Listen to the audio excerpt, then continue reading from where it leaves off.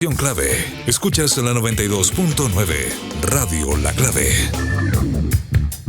9 de la mañana con 35 minutos. Sigues en Combinación Clave. Como decía el aviso, estamos con Fernando Paulsen desde las 8 hasta las 11 de la mañana. Es el momento de conversar con el panel que nos acompaña hoy martes. Estamos en el estudio con Pablo Collada, es director ejecutivo de Ciudadano Inteligente. ¿Cómo estás, Pablo? Bien, muchas gracias. Buenos días. Ahora vino el director ejecutivo. Hemos estado siempre con directores de área y vino el director ejecutivo de Ciudadano Inteligente. De vacaciones, todos los otros. No, qué gusto. Tuviste que quedarte. Exacto. Hubo alguien que tenía que cuidar la casa. Muy bien, lo celebramos. Sebastián Huerta, que siempre nos acompañaba, ex Idea País. Ex Idea País. Hoy día director de la agencia de comunicaciones Zarzuela. ¿Cómo estás, Seba? Bien, muy bien. ¿Esto quiere decir que te apartas de Idea País? No. Siempre hay un cariño, una amistad y también convergen ideas similares, entonces siempre aportando también de lo que se pueda. Muy bien. Y Pablo Valderrama, director de formación de Idea País, que Pablo, ¿viniste a reemplazar a Sebastián Huerta o no? No es lo mismo. Es un espacio compartido. Todo en buena onda, sí, todo bien, todos amigos. Muy bien. Bueno, a los tres bienvenidos. ¿Cómo están? Bien, gracias. ¿Tomaron vacaciones o no? Todavía no. Pronto, un día de estos. No, claramente Pablo, que está reemplazando a todos, no todavía, ¿no? No, ¿Seba? Yo tampoco, me fui un ¿Tampoco? día martes y entré el día miércoles al otro lado, así que estoy full pega, muy... Ahí cuando vinimos tú no estabas, y pues estabas ahí de vacaciones. No, yo sí. Dan buenas vacaciones acá en la radio, parece, Fernando. Sí, muy, así que, muy bien. Yo celebro eso, ¿ah? Sí. Varias semanas. Pero totalmente merecido, así que... Sí, ojalá que no sean permanentes. No, yo sé que hay de vacaciones de verano y de invierno, ¿no? Pablo... Un día nomás. Me fui al sur.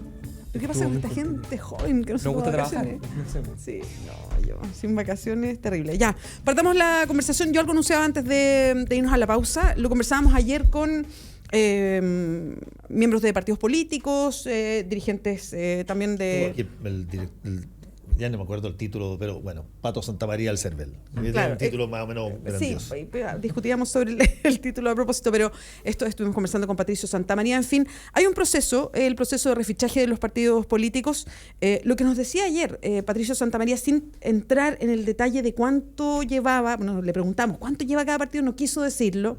Dijo, mira, no me corresponde a mí estar dando esa cifra, pero decía que, a ver, el cálculo es, según la ley, que cada partido debería reunir en refichaje a unos 18.520 integrantes, militantes para concretarse como partido político, con todo lo que eso significa. En total, la gente que se ha refichado, él decía, son como 18.800. O sea, en total de todos los partidos es lo que debería tener un solo partido para claro, estar casi bien en el refichaje. 10% del total, eran como 180.000 o algo así el total. Exactamente. Entonces, la pregunta que surgió en ese momento, la hacías tú, Fernando, era, bueno, y podría pasar que partidos de los que hablamos siempre, incluso algunos que tienen tradición de 100 años, terminen no siendo partidos políticos en Chile o partidos políticos inscritos y con... Este refichaje va a ser la UNACOM de los políticos. Bueno, exactamente. Entonces esa es la pregunta. ¿Qué proyectan ustedes? ¿Nos podemos quedar con la mitad de los partidos de los cuales habitualmente hablamos fuera?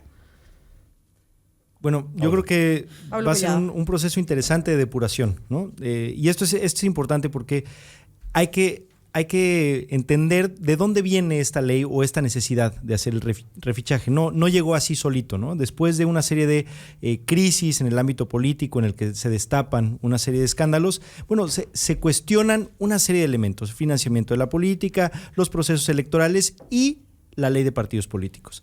Entonces, en este cuestionamiento de la ley, bueno, empieza a surgir la idea de, bueno, hay que renovar a los partidos con un 2%, 3% de aprobación entre la ciudadanía. Bueno, hay una necesidad de renovarlos, ¿no? Y uno de esos planteamientos para la renovación es el refichaje. Además de la existencia en sí mismo de padrones que parecía que ya estaban demasiado viejitos, que ya no estaban demasiado acordes a la realidad, dice, bueno, que sea una oportunidad para los partidos de renovar sus estructuras, renovar su relato con la ciudadanía.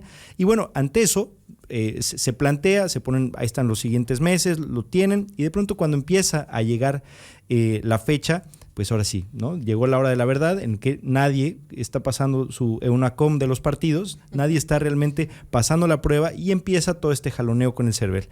Yo creo que al final, y me parece correcto, que acabe siendo un proceso de depuración de partidos. Hoy sale un estudio, un análisis que hizo Chile Transparente sobre, o sea, que hay muchos partidos que ni siquiera es posible contactarlos, ¿no? O sea, ni siquiera... No tienen teléfono. No tienen teléfono, no hay una página web y, bueno, ni qué decir de... Hay 33 partidos políticos en Chile. Hay 33 partidos. Nosotros, por ejemplo, lanzamos hace... Hay que rescatarlos. Y 18 No. ni siquiera tienen un número telefónico. Correcto. Una nota que aparece en la tercera hoy día. Correcto. Y es un análisis que es preocupante. Nosotros lanzamos el año pasado una plataforma de transparencia de partidos políticos justamente para acompañar esta nueva ley y efectivamente ha sido un proceso muy complicado de contactarlos, ¿no? y de empezarles a pedir información. Pero no digamos los partidos pequeños o que no tienen mucha infraestructura. Incluso los partidos grandes han tenido unas batallas terribles por proveer la información de su cotidianidad, ¿no? De sus membresías, de dónde están ubicados, de cuánta gente tienen por las zonas del país, de cómo están sus finanzas. Entonces, de verdad, o sea, sí es ahora sí que están revolviendo el gallinero muy fuertemente en materia de partidos políticos y todos se están viendo en esta situación muy crítica. ¿Esto en qué derivará? Yo creo que seguramente se va a hacer una depuración de partidos. Eso yo creo que es casi inevitable, a menos de que el CERVEL siga poniendo más facilidades para que los partidos puedan cumplir con los requisitos que ellos mismos aprobaron. Entonces, yo creo que sí va a haber una depuración por un lado y que en el mejor escenario posible va a haber algún tipo de reestructuración, de acomodo de las reglas, y yo creo que ahí es donde nos toca estar muy pendientes, ¿no? Para que estas reglas que se pusieron hace unos meses no se acaben doblando y modificando y no estaba bien en la idea, pero mejor no la acabemos de llevar hasta allá. Tú sabes, Pablo, yo quiero reiterar una idea que conversábamos con Renato antes. Existe la tendencia o la tentación de creer que la única participación política que tiene un ciudadano es ser militante de un partido político. Y una sociedad civil organizada es una sociedad civil que se puede organizar en cantidad enorme de estratos o terrazas de organización.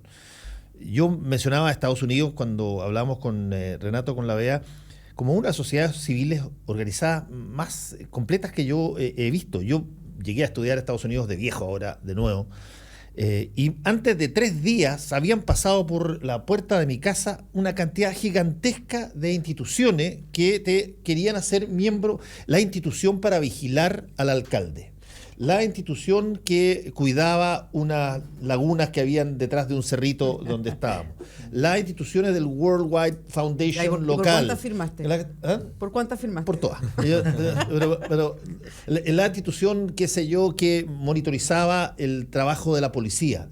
Y tenías una cantidad enorme de cosas en las cuales tú te metías y donde tú veías la actividad concreta, política, de gobierno, de política pública, y que no eran partidos políticos, y que no tenía que ver con eso. Acá nosotros tenemos básicamente los partidos políticos como la única expresión de participación que se ofrece, y eso me parece súper débil. Pero, perdón, solo para agregar y para seguir con la conversa, Pablo, a los Pablos en realidad y al Seba Huerta.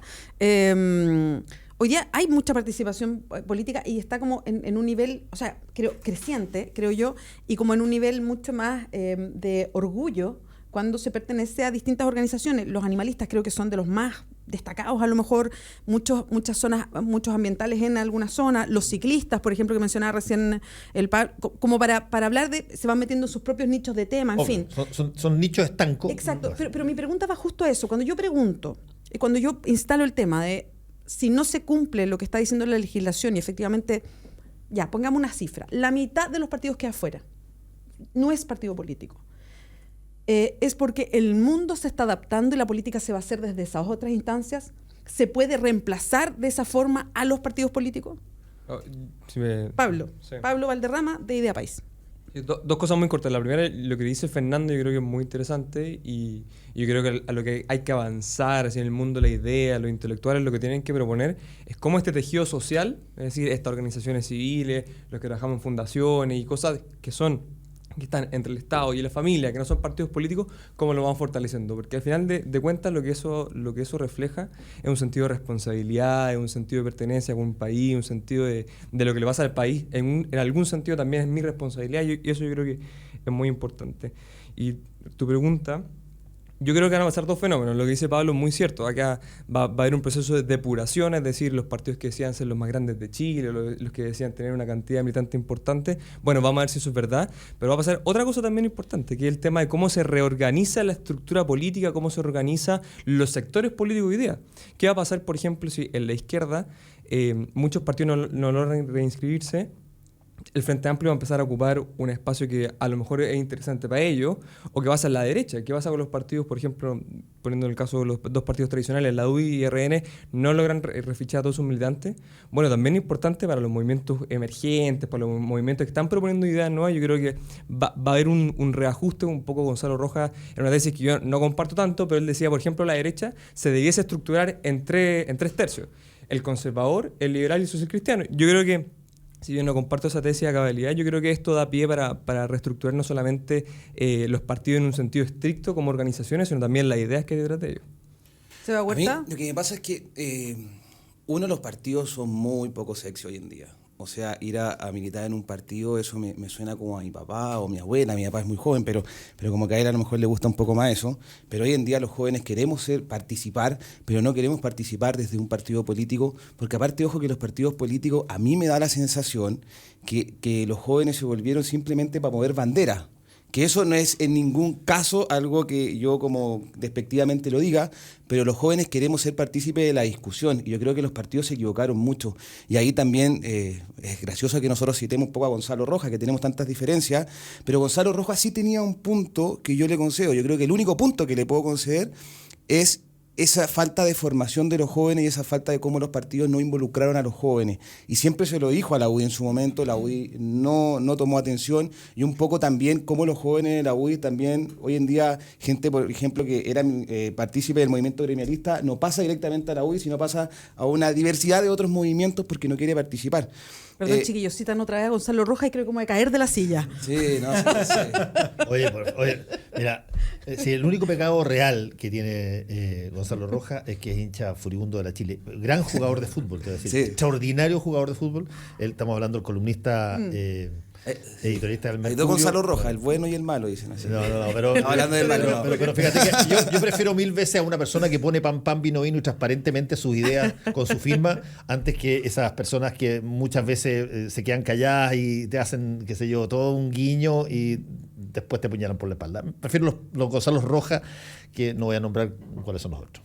Y lo último que yo te quería decir, Bea, es que a mí me pasa que este es un proceso en donde se va a sincerar cuánto valen los partidos, porque recordemos que muchos partidos decían: nosotros somos los más grandes de Chile, nosotros abarcamos tanta gente, nosotros tenemos tanta totalidad de militantes. Eso es lo que llevaba también y se expresaba en cuántos candidatos llevaban, en qué regiones querían llevar los candidatos. Entonces yo creo que acá se va a sincerar un poco cuál es la realidad de los partidos políticos, y yo creo que también lo dice hoy día en la tercera Lucas Sierra.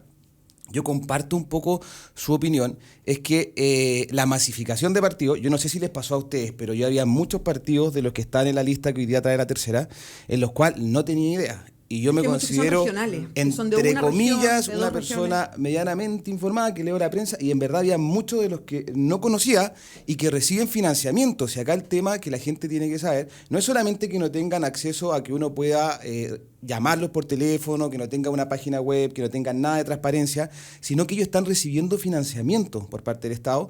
Y yo acá, el punto que toca el presidente de Chile Transparente, Alberto Pérez, cuando dice: se vuelven en partidos pymes, que al final lo único que buscan es financiamiento para poder mantenerse. Entonces, eso es lo más preocupante. Yo creo que se va a sincerar. Yo creo que yo sí apuesto que algunos partidos van a simplemente decaer un poco con esto. Espero que las presiones políticas no existan. Yo ayer escuché la entrevista que le hicieron a Patricio Santamaría. De hecho, se le hizo la pregunta, no sé si fue la Bea o Fernando, cuando le preguntan sobre por qué él era ex militante de la democracia cristiana, hay gente cercana al Partido Socialista y este cuoteo dentro.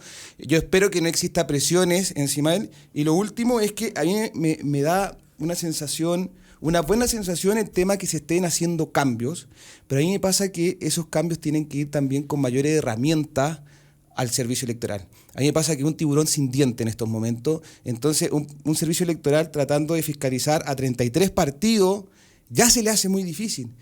Haciendo el refichaje ya se le hace muy difícil. Recordemos lo que pasó con el tema de los distritos que se cambiaron y todo, también se lo hizo muy complejo. Entonces me pasa que estamos pidiendo muchos cambios y un poco lo que alega Patricio Santamaría, que le estamos exigiendo cambios rápidos, sin entregarle muchas herramientas ni sin entregarle a lo mejor un financiamiento que sea adecuado para esos cambios. Y eso también me preocupa a mí. A mí hay varios puntos que me parecen muy interesantes de esta discusión. La primera tiene que ver con la comparación que hacía Fernando de Estados Unidos.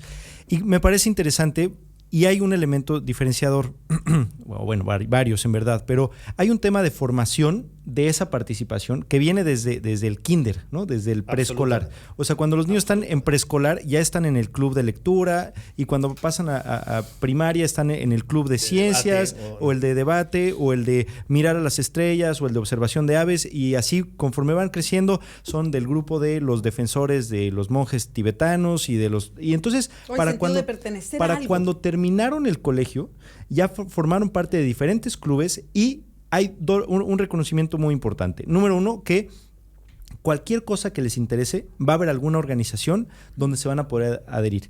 Y si no existe esa organización, la forman y a los 20 minutos van a tener un grupo de miembros importante. Y eso forma parte de esta fuerza cívica en Estados Unidos, y que el promedio de membresía por persona en Estados Unidos es el más alto del mundo. Lejos. Y eso me parece importante, pero es algo que se forma desde la niñez, y me parece importante señalar un elemento importante. Todo el año pasado se sesionó, la presidenta Bachelet convocó a un grupo de personas, ahí nos invitaron a participar, nos tocó, diríamos, participar en este grupo que justamente buscaba renovar la ley de participación ciudadana, que es un término que de pronto todos los políticos se llenan la boca con ese elemento. No, aquí es muy importante la participación ciudadana, y ante este desafío es importante la participación ciudadana, pero los mecanismos reales que existen, vinculatorios de participación ciudadana, esto quiere decir que se abre una discusión pública, y que lo que decida este grupo de personas, la ciudadanía, las abuelitas, las madres, los jóvenes, que sea una decisión que realmente se tomen, no solamente que se tome en cuenta, sino que sea la manera en la que se procede. Y esto apenas se está renovando. Hay una serie de indicaciones, se generó un informe muy importante, y yo espero que se tome, porque en un país y en una situación como la que está Chile hoy día, en el que los partidos claramente no están respondiendo a esas inquietudes de participación. Nosotros en Facebook ponemos cosas y la gente está, yo ni loco me voy a refichar con el partido con el que estaba, quiero ver que ojalá no me inscriban en ningún partido, y cómo le puedo hacer para escapar de esto. Para escapar, o para darme cuenta de que no está mi nombre en ningún partido. O sea, no quiero que de pronto mi nombre o mi ficha o mi lo que sea estén en la lista de ningún partido. Y es importante, de verdad, que le dediquemos esfuerzos las organizaciones sociales para abrir estos mecanismos en los que la gente se sienta realmente que es dueña de estos espacios de participación, que su voz cuenta, y que es algo que los partidos no han podido hacer. Se van a depurar los partidos, seguro, y como los equipos de fútbol en las ligas de fútbol, o sea, al que le fue mal un año, pues desciende de categoría y punto. Y si al año que entra se vuelven a poner las pilas, pues volverán a subir. O sea, tú le quitas dramatismo. A mí me parece que es importante que veamos las estructuras políticas como estructuras dinámicas que se van a formar y desaparecer según su capacidad para atender las inquietudes ciudadanas. A mí eso me causa un poco como de curiosidad, en el sentido que a los extranjeros eso les sale más fácil que al chileno. Me pasa que el chileno también, los más jóvenes no, pero ahí me da una sensación que hay una generación, 2 generaciones arriba de nosotros, que se preocuparon mucho de la estabilidad democrática del país. Entonces, y uno lo puede ver en los medios de comunicación. Perdón, ¿a ti te queda la idea que esto es inestable? Que hay inestabilidad. No. Que si un partido entra, lo que estoy diciendo yo es que esto como que causa una inestabilidad, evidentemente, y en la cual al político tradicional le da dolor de guata. O sea, como que enfrentarse a esa inestabilidad de lo que pueda pasar le da un dolor de guata. Y yo te digo que hay una generación también que también le causa ese dolor de guata. O sea, de acá uno lo puede ver eso expresado, como los medios cubrían de cierta manera la política en algún momento, que era como no toquemos esto porque vamos a causar una estabilidad. Yo me acuerdo que una profesora, a quien estimo mucho, alguna vez me dijo como no, pero los periodistas tenemos comunicación, cuidar la estabilidad del país. Y yo le dije, yo creo que lo primero que tiene que hacer el periodista es velar por la verdad. Entonces ahí tuvimos, me acuerdo, un enfrentamiento y a mí me pasa que eso de inestabilidad al chileno le complica mucho, sobre todo a la generación que está más arriba y la cual es la que más vota también. Entonces a mí me pasa que eso a los jóvenes, por lo menos, la gran mayoría, yo creo que se está viviendo un cambio. O sea, yo creo que los jóvenes queremos participar, pero queremos participar de otra forma. Yo creo que existe una exigencia de la educación cívica en los jóvenes total. Yo creo que en los más mayores a lo mejor le preocupa más una educación financiera más que una cívica. Pero a mí me pasa que están existiendo cambios, son lentos porque son culturales. Pero a mí me pasa que esto yo creo que tenemos que arriesgarnos un poco, tenemos que sacar lo que no sirve, tenemos que sincerar y tenemos que simplemente avanzar a que esta democracia también se sostenga con las organizaciones civiles. Ojo, que acá hay una importancia también de los partidos políticos. O sea, yo creo en los partidos políticos y yo creo que son un ente fundamental de la democracia de un país.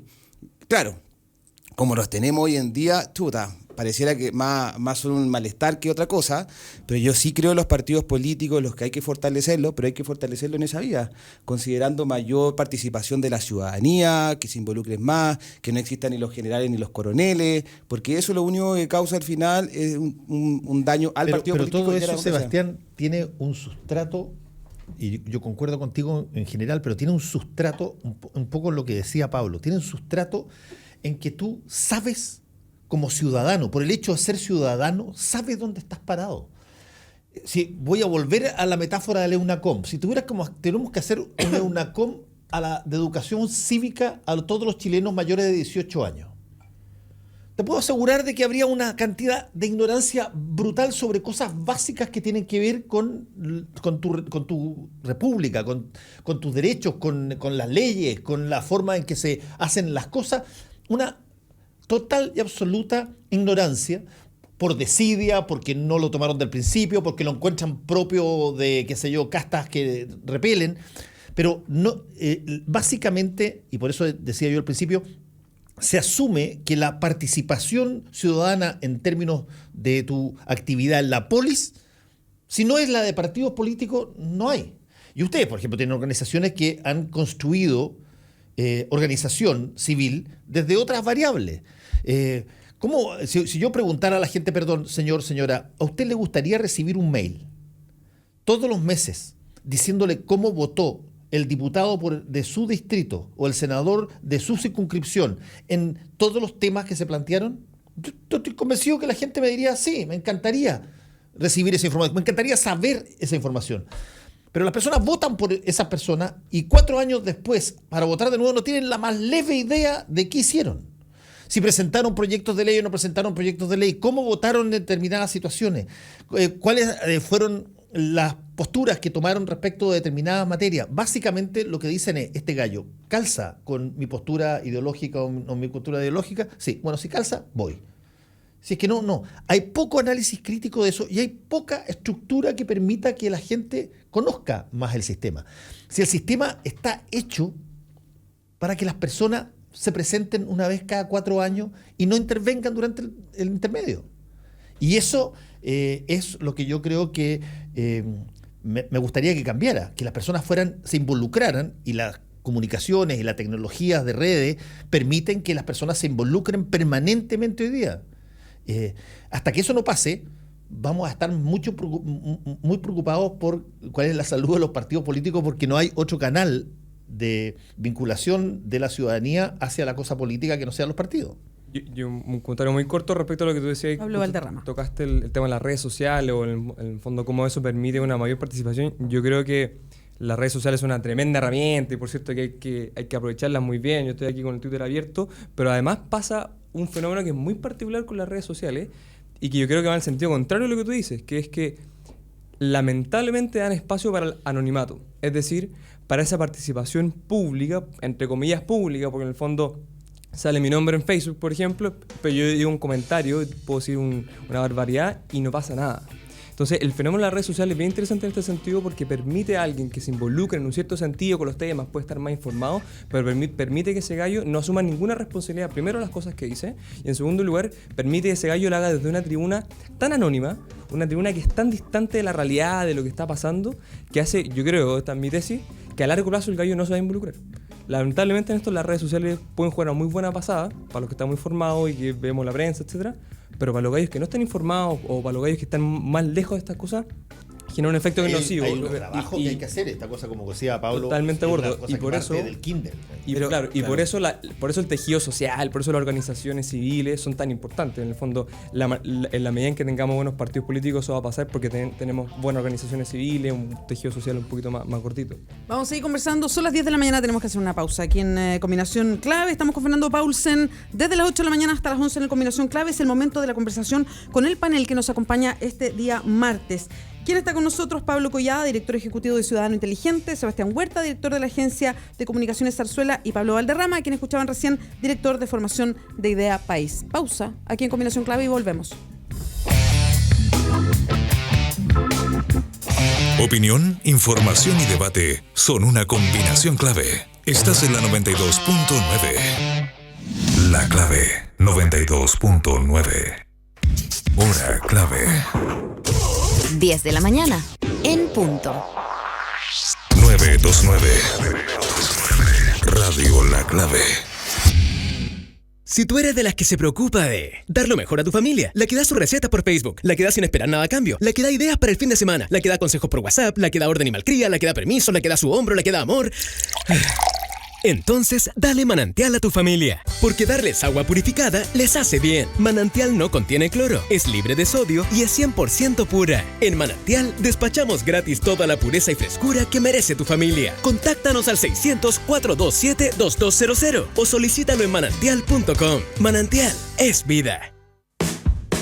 En el corazón de Providencia y a pasos del metro, Hotel Nogales and Convention Center. Un servicio de primer nivel con estacionamiento, Wi-Fi y desayuno incluido. En Hotel Nogales ponemos a su disposición nuestro centro de eventos con salones con capacidad hasta 400 personas. Reserve su estadía en hotelnogales.cl o a nuestro teléfono 223-356958. Hotelnogales.cl. Lo hacemos simple para usted. Te levantas, miras la meta, estás corriendo. 929K, el primer programa de running de la FM con Matilde Svensson. Todos los sábados a las 9 a.m. corremos contigo. 929K con Matilde Svensson. 92.9 radiolaclave.cl. Tomamos el pulso a la contingencia nacional. Sigues en Combinación Clave por la 92.9.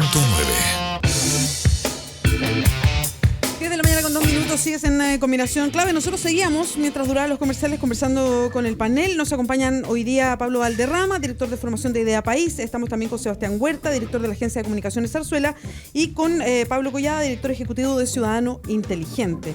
Estábamos conversando acerca del refichaje de los partidos políticos. Surgieron otros temas más y yo quería tomar algo que decía Pablo recién a propósito de las redes sociales y el anonimato. Yo insisto, yo creo que no se le puede pedir a las redes sociales lo que las redes sociales no son. O sea, no son medios de comunicación, como uno entiende los medios de comunicación. Las redes sociales son eso, redes sociales. Entonces, pedirle que la gente sea, no sé, como se dice, más responsabilidad en el Twitter. Pero ¿cómo vamos a pedir más responsabilidad en el Twitter si el Twitter está hecho de una forma, Facebook está hecho de una forma en que son un depositario de opiniones? Son redes sociales finalmente. Sí, solo un comentario complementario. Yo estoy totalmente de acuerdo contigo. Al final no es como para establecer un tipo de responsabilidad civil o penal para el gallo que escribe en Twitter en tal sentido. No, yo creo que no es lo relevante, sino es como lo que decía un poco Fernando, cómo nos hacemos cargo de esa cultura, el anonimato, que la red social, si bien es muy buena, tiene esta externalidad negativa, entre comillas, en que genera esta cultura de que yo no soy responsable o lo que yo digo no tiene ninguna implicancia en mí para adelante. Y eso, lamentablemente, va contra la corriente de los que creemos y queremos que hay una cultura cívica importante, que hay un sentido de responsabilidad común. En ese sentido, yo creo que hay que entender, Coco Legrand lo decía muy bien, una frase, que los que no están dispuestos a los cambios o a adaptarse a los cambios no van a heredar la tierra. Yo creo que lo que nos está diciendo ahí, en el caso de las redes sociales, es decir, cómo nos adaptamos de tal manera para entender el fenómeno de la red social y no solamente decir, es un lugar donde la gente da su opinión. Yo creo que hay un fenómeno atrás que no estamos siendo capaces de ver y yo creo que es trascendental.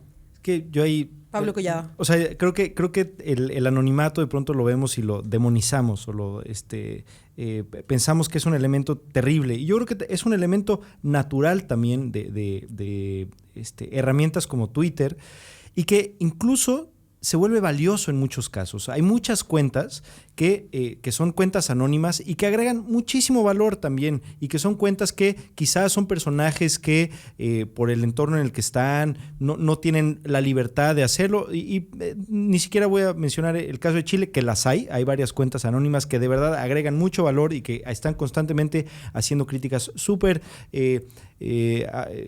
asertivas, etcétera, etcétera. Pero en otros países donde no existe tanta libertad de expresión, pienso en el caso de México, hay muchas cuentas también que protegen una serie de mecanismos de participación. Yo en ese sentido creo que el anonimato para mí es el último de los males vinculado a las redes sociales. O sea, yo creo que hay un tema de que el troleo ahí está, es natural y o sea, no me afecta. Creo que es algo que tenemos que pasar esa ola de ver que el Twitter solamente es un nido de trolls, ¿no? Sino que es un espacio donde existe un intercambio hasta donde puede llegar, ¿no? Y a mí me parece importante no atribuirle más responsabilidad de la que tiene.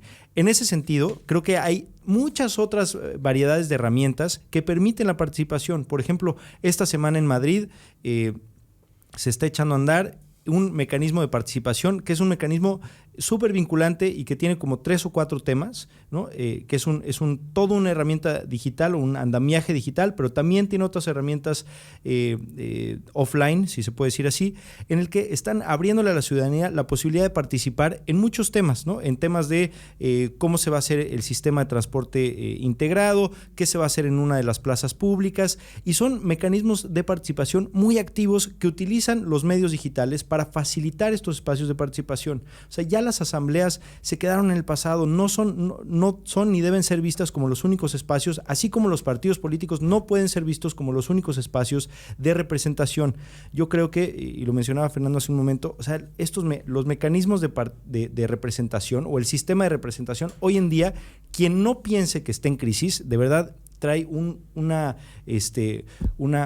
venda muy fuerte en los ojos, y me parece importante que seamos capaces de atenderlo desde un mecanismo de formación, que es un espacio de largo plazo, pero también recreando y dinamizando las estructuras. Pero es que sabes que yo quiero tomar varias cosas que dijo Pablo Collada recién, porque me parece que son interesantes para el análisis, porque si hay algo que me obsesiona a mí, lo he mencionado yo varias veces en el programa, es cómo que toda la discusión que uno puede tener, que siempre, que cada uno pone su opinión, que hay opiniones distintas en el panel, trascienda. Nosotros vivimos en un súper microclima. Estamos hablando de estos temas todos los días.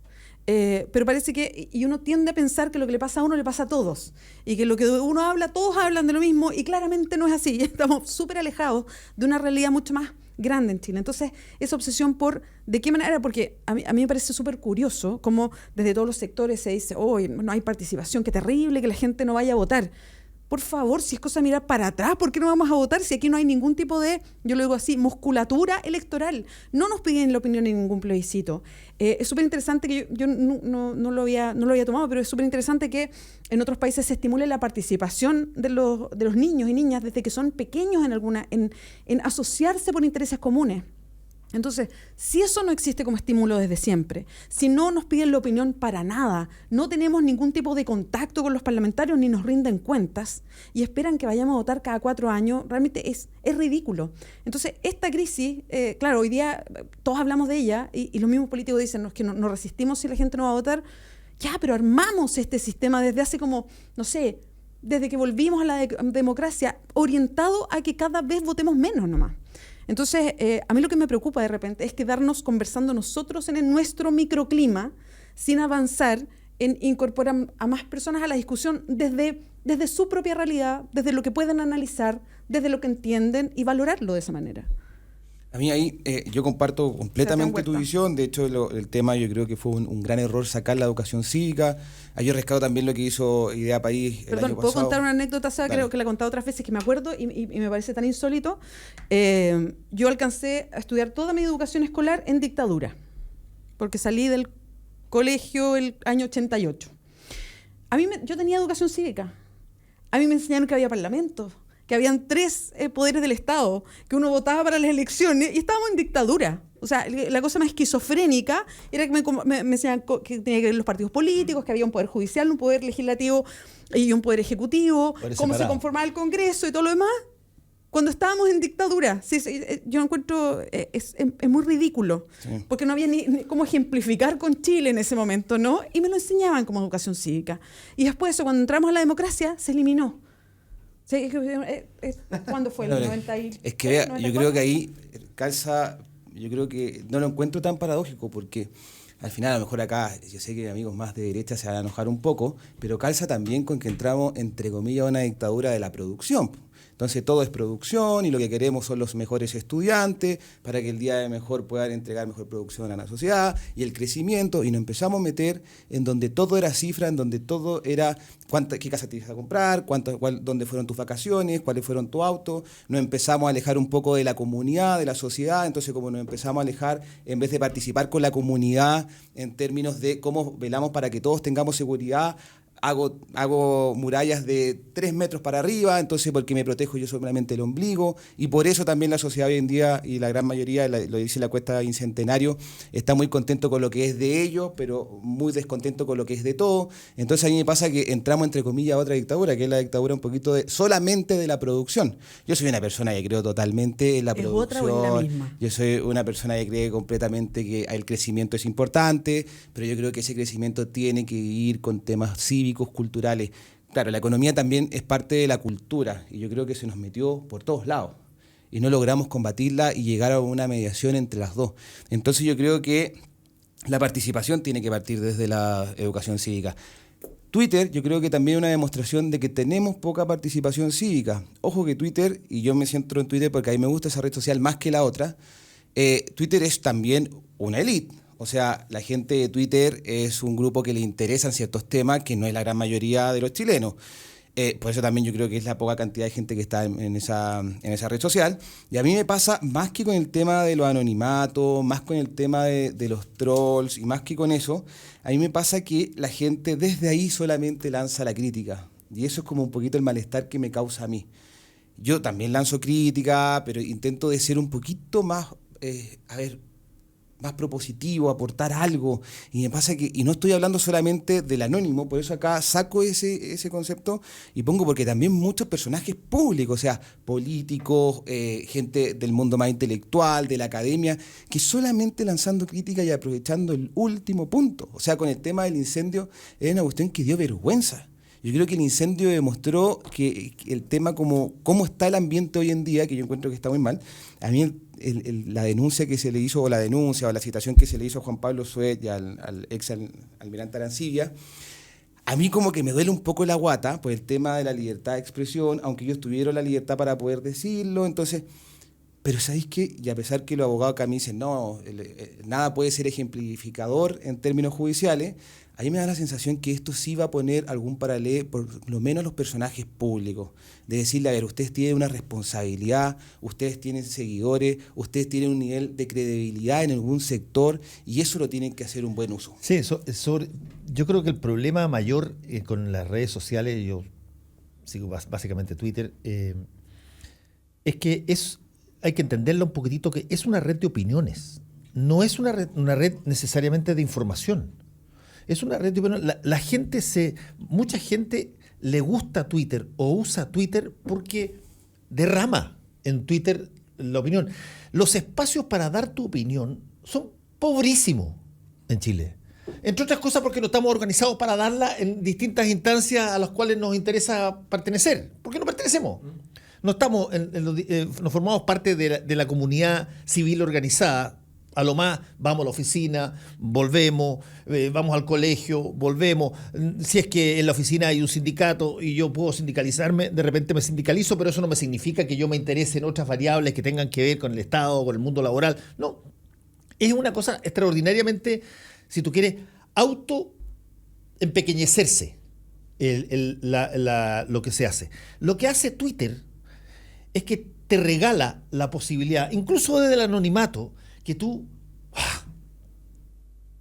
opines, que es una cosa que en Chile ha estado siempre dejada a las personas que tienen determinadas características y determinados niveles. Tú eres digno de opinión.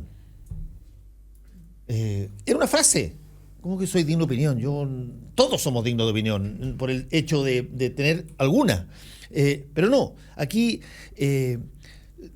generalmente cuesta que una persona diga, en forma tradicional, ¿cuál era la posibilidad que un lector que tenía una postura contrapuesta con una editorial de un medio o quería corregir un error históricamente, cuál era la posibilidad que tenía de hacer? Mandar una carta al director, donde normalmente habían entre 5, 6 o 7 cartas en un espacio muy restringido, arriesgándose a que el director contestara diciendo: este medio mantiene todo lo que ha señalado. Chao. Llega a las redes sociales y tú tienes la posibilidad de interactuar, colocas tu misma opinión, te encuentras que otra persona piensa igual que tú, expande eso. Aunque esa opinión en un porcentaje esté dominada por anónimo, estoy de acuerdo contigo, Pablo, esté dominado con anónimo, por trolls, por gente que intencionadamente quiera transmitir una noticia falsa, una de las cosas notables que tiene, por lo menos la que yo más frecuento, que es Twitter, es que tú pones una fotografía que tratas de vincularla a un hecho político, y si es que la fotografía no es pertinente, no es del lugar o nada, antes de 2-3 minutos tienes la misma fotografía en el lugar original que pasó en Turquía o pasó en Colombia, y te dicen: oye, no creas estas cosas. Se autocorrige la red social muy fácilmente, y eso es una cosa que no pasaba antes, los medios no lo hacían. ¿Tú crees que pasó eso en el incendio? Yo creo que pasó poco, Fernando. No, lo que pasa es que el incendio... No, pero Suet fue uno, pero hay un montón de casos. Y aparte, acá también... Suet lo pasó muy mal. Suet lo tiene que haber pasado muy mal, porque no solamente lo interpelaron las personas, si tú quieres, que discrepaban de él y que son comunes y corrientes. Lo discreparon gente a las cuales probablemente él considera que son más dignos de respeto, porque están a un nivel educacional o están a un nivel de élite equivalente a la que tiene Juan Pablo. Pero él lo debe haber pasado muy mal. Él, a la tercera o cuarta, pidió disculpas. Y no ha sido grato para él el darse cuenta de que cuando, yo me acuerdo, y termino con esto, cuando Jorge Contese, qué sé yo, un abogado joven, un gallo muy interesante, Jorge Contese, responde un Twitter de Juan Pablo Suet, que dice, sí, pude haberme equivocado, dice, y Jorge le dice: Juan Pablo, tú no te equivocaste, tú cometiste un delito. El artículo no sé cuantito, tanto del Código Penal dice que imputar un delito falsamente a una persona es en sí mismo un delito. Y eso tienes que asumirlo. Y yo creo que esas cosas lo remecieron a Suet. Ahora, en un mundo, en un momento dado súper emocional, donde hay personas que intencionadamente tratan de sacar ventajas, y nadie nos vamos a negar en que eso ocurre. El caso de Boric fue una cuestión. Intencionadamente tratas de sacar una ventaja. Yo creo que las redes sociales efectivamente vomitan un montón de cosas, pero si tú, después del problema, lo revisas para atrás, yo creo que se produjeron intervenciones que pararon las cosas muy fuertemente también. A mí hay un elemento que me parece muy interesante de esta discusión, es que empezamos hablando de partidos políticos y de su dificultad para hacer refichaje, y acabamos hablando de redes sociales, ¿no? Y eso a mí me parece valioso en términos de la discusión, porque claramente las redes de pronto, y las redes por poner Twitter o por poner Facebook, de pronto habilitan espacios que quizá los partidos no están habilitando, ¿no? Y por eso tenemos actores que son unos maestros del Twitter, como Donald Trump, que ya estuvieron hablando de él, pero tú ves cada post que pone o cada publicación que pone Donald Trump, se genera un debate público de 3,000 comentarios, unos a favor, unos en contra, unos más informados, otros menos, unos memes, unos trolls, y se genera un espacio de discusión de lo político en Estados Unidos. Y eso me parece interesante, porque de pronto tú dices, hoy en día, bueno, no sé, la UDI tiene 43,000 seguidores y no sé cuántas personas lleven refichadas, ¿no? Y entonces yo no sé... ¿Cuánto dijo ayer? 11,000. 11,000 dijo Jaime Belolio. Y entonces me parece interesante como tener estos ejercicios en los que sí es importante, sí es necesario. O sea, Ciudadano Inteligente, para empezar, nació con esa premisa. Nació con la premisa de cada vez hay menos participación de jóvenes en la discusión de lo público. Y cada vez hay una interacción más profunda en el ámbito digital. ¿Qué pasa si mezclamos esos dos y empezamos a generar herramientas digitales que faciliten la participación de lo público? Y ahí nace una organización como la nuestra, y hay varias, y hay algunas que se han adaptado más a la tecnología, hay unas que han aprovechado, utilizado la tecnología para presentar sus causas y hacerlas más representativas. Pero Pablo, incluso no vayamos tan lejos. Tú mencionabas a Trump como ejemplo, pero también pasa en Chile. A mí me ha sorprendido cómo muchas autoridades reaccionan por Twitter. O sea, una oleada de Twitter que además avanza mucho más rápido que nosotros los medios de comunicación, porque nosotros hacemos una pega que es distinta, pero una oleada de opiniones de una manera ha motivado Twitter de la Presidenta de la República, ha motivado Twitter de ministros de Estado y de parlamentarios. Entonces, y otro tema que agrego a las redes es la horizontalidad. Uno le puede escribir un Twitter a la presidenta, cuando yo creo que la mayoría de los chilenos nunca va a ver a la presidenta o al presidente de su vida. O ahora Andrónico Luxich, por ejemplo. Está muy activo. Pero Andrónico Luxich responde, la presidenta no responde. Aparte pareciera que no escucha mucho a nadie. Yo nunca pero, oye, él se va deslizando ahí. yo la verdad no. Los presidentes en general no responden individualmente. Donald Trump, por ejemplo, que nunca le he escrito ninguno. a esta altura ya debe haber puesto. ¿Sabes responder? A esta altura de haber tuiteado 2 veces porque tuitea en la mañana. Yo creo que allá están un poquito, son menos horas que acá, pero él no responde directamente a alguien que le mandó un Twitter, él responde directamente a alguien que, por ejemplo, editorializó contra él, o a un medio, o a un político que dijo algo. O al retail que no le compra la ropa a la hija. Eso ha pasado mucho. O a un de medio hecho, que no le gusta. uno cuando ve, a mí me gusta mucho el tema de la realidad de Colombia, uno cuando ve este fenómeno del expresidente Álvaro Uribe ha marcado la agenda durante todos estos años de Juan Manuel Santos a través de Twitter. Ha marcado la agenda totalmente. Hace poco estuve con una periodista que se llama Salud Hernández Mora, estuvimos tomando un café, que es colombiana, es española y vive en Colombia hace mucho tiempo. Entonces ella me decía, perdón, pero los medios de comunicación de hecho quedamos un poquito con los brazos cruzados, porque Álvaro Uribe nos marcaba la agenda todos los días a través de las redes sociales. Y lo que escribía Álvaro Uribe era noticia inmediatamente. Entonces también ahí los políticos, pero por eso, si es que se le da un buen uso, yo encuentro que está bien. Y yo creo que yo no tengo 1 millón de diferencia, tengo 10 millones de diferencia con Gabriel Boric, 10 millones. Pero la respuesta que dio, yo creo que fue impecable, yo creo que la respuesta que dio fue lo más inmediata a lo mejor que se le puede pedir.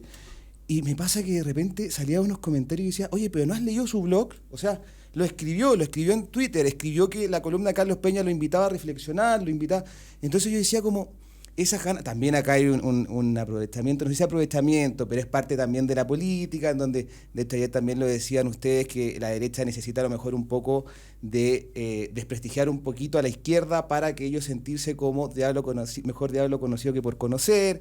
Pero, aunque yo creo que la derecha va a salir sin eso, pero a mí me pasa que esa bajeza un poquito aprovechando ese último detalle para poder pegarle a alguien, a mí me causa un poco de dolor de guata. A mí me...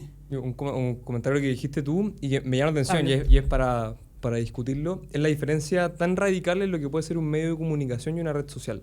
Yo entiendo que en principio tienen funciones distintas y uno es un espacio, por ejemplo, como decía Fernando, de opinión y el otro es un medio de información, pero yo creo que esa diferencia se ha reducido a tal punto en que, yo pensando en mi caso particular, Fernando Atria sacó el sábado, el domingo, esta columna sobre el Transantiago.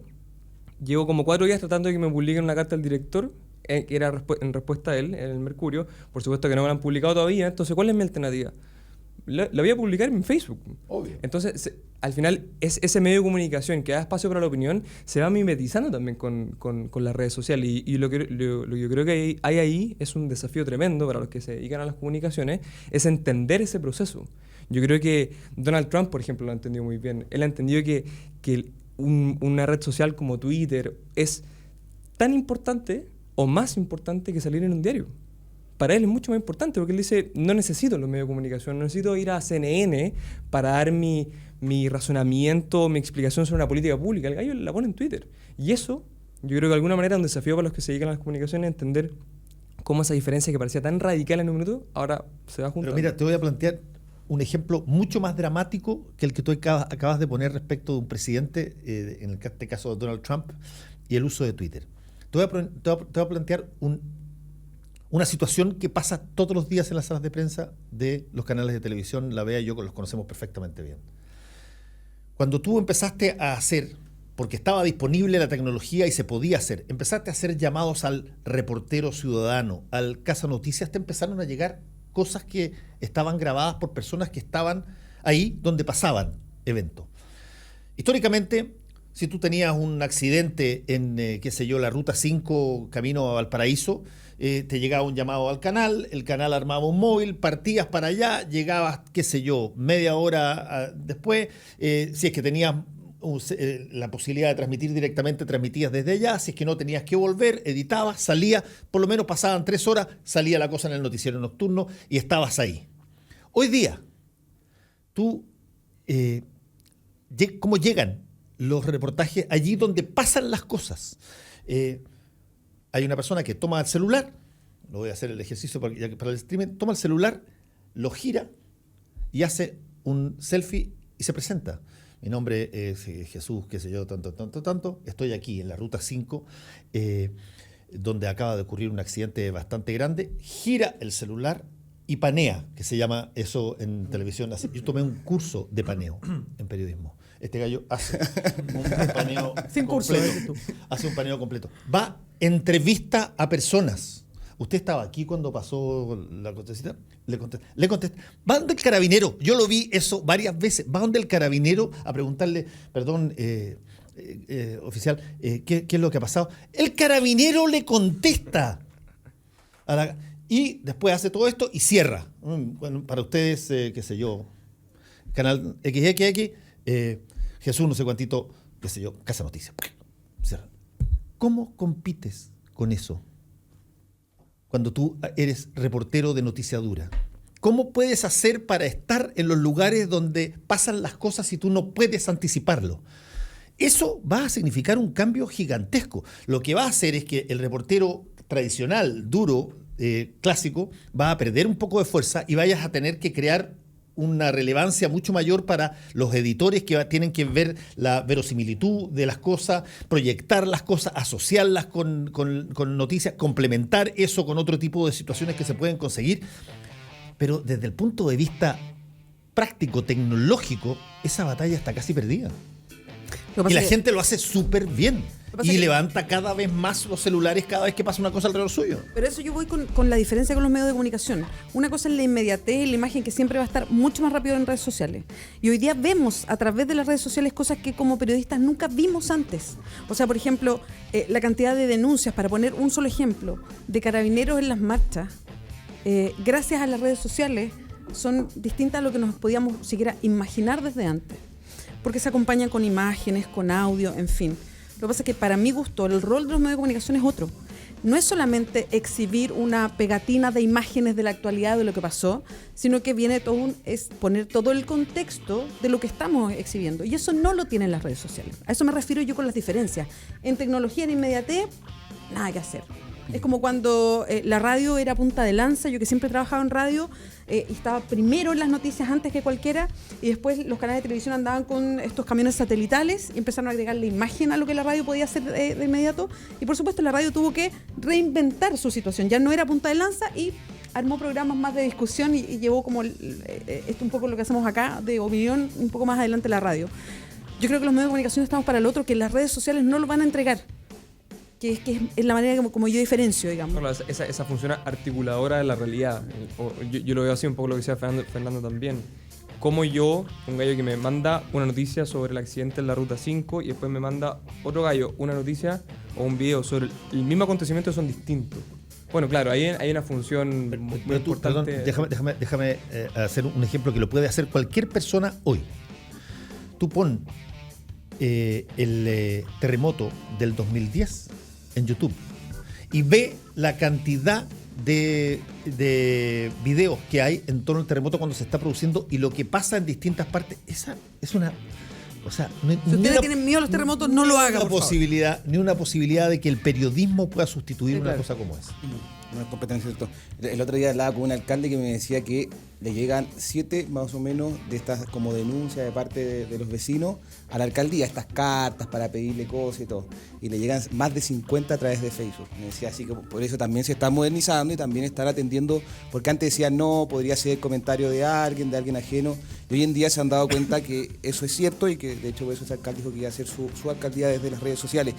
Lo que te quería decir yo es gracioso porque de hecho el caso está acá Fernando Paulsen, algo que me pasó a mí, que él es el personaje principal. Cuando Fernando Paulsen tuvo el encontrón o la pregunta que le hiciste a Pablo Longueira, ¿qué me pasó? Yo soy muy cercano a Cristóbal Orrego, que es un académico de la Universidad Católica, el cual yo escribí un comentario en Facebook. ¿Y qué pasó? Que él me dijo, él escribió uno en la Carta del Mercurio. Entonces yo se lo respondí, pero por Facebook. Y él me dijo, ¿por qué no me lo responde en la Carta del Mercurio? Se lo respondí.